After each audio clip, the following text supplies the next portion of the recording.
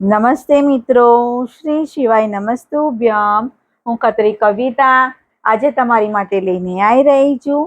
બદામ શેક બનાવવાનું છે, તો તેની રેસીપી આપણે નિહાળીશું.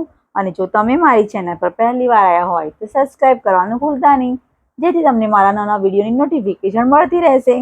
તો હવે આપણે સામગ્રી જોઈ લઈએ. તો આપણે 1 લીટર જેટલું દૂધ લીધેલું છે. ખાંડ લીધી છે, આપણે પ્રમાણસર લેવાની છે ખાંડ, મીઠાશ પ્રમાણે. કસ્ટર્ડ પાવડર લીધો છે 2 ચમચી. બદામ, કાજુ અને પિસ્તા લેવાના છે આપણે થોડા થોડા, કતરણ કરેલી છે.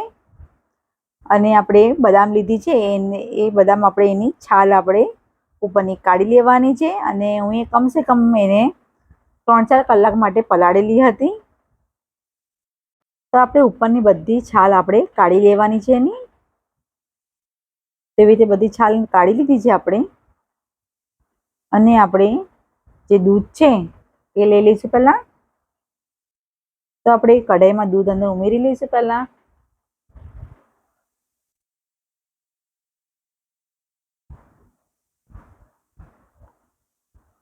અને એની અંદર ખાંડ ઉમેરી લઈશું. ખાંડ મેં કમસે કમ 100 ગ્રામ જેટલી અંદર ઉમેરી છે. જો તમને વધારે મીઠાશ ભાવતી હોય તો તમને વધારે અંદર ઉમેરી શકો છો ખાંડ.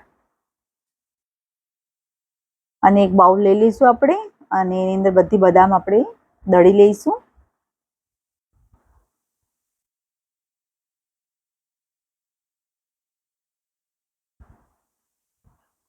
તો એની અંદર વધારે નહીં, થોડુંક દૂધ ઉમેરી લઈશું. અને બરાબર એને પીસી લેવાનું છે, પેસ્ટ જેવું બનાવી દઈશું આપણે.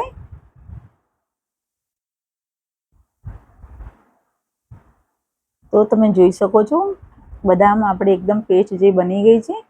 તો બધું આપણે દૂધમાં અંદર ઉમેરી લઈશું આપણે, જેથી એનો ટેસ્ટ એકદમ સરસ લાગશે.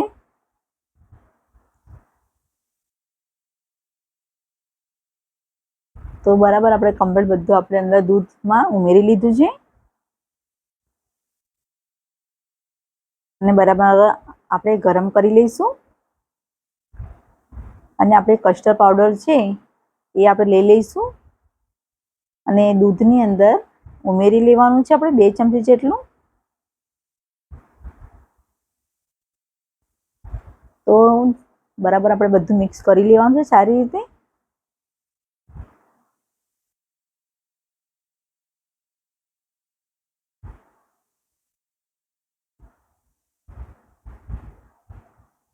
તો આવી રીતે બરાબર બધું આપણે સરસ રીતે મિક્સ કરી લીધું છે.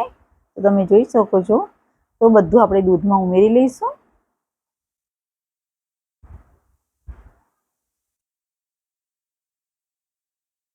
અને આપણે વધારે 10-15 મિનિટ માટે આપણે બરાબર એને ગાળું થાય ત્યાં સુધી આપણે એને ગરમ કરીશું.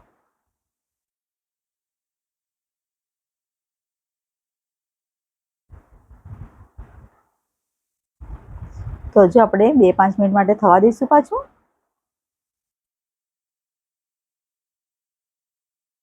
તો તમે જોઈ શકો છો ગાળાશ બી આવી ગઈ છે. અને એના અંદર બદામની કતરણ, થોડાક પિસ્તા અને કાજુ છે એ બધું અંદર ઉમેરી લીધું છે. તો આપણે ઠંડુ કરવા માટે મૂકી દીધું હતું. તો તમે જોઈ શકો છો એકદમ સરસ રીતે એની મલાઈ પણ ઉપર આવી ગઈ છે એકદમ. તો આપણે બરાબર આપણે એને મિક્સ કરીને સારી રીતે આપણે કરી લઈશું. અને આપણે બધું આ તપેલીમાં કાઢી લેવાનું છે. અને આપણે વધારે ને આપણે કમસે કમ 1-2 કલાક માટે આપણે એને ઠંડુ કરવા માટે મૂકી દઈશું.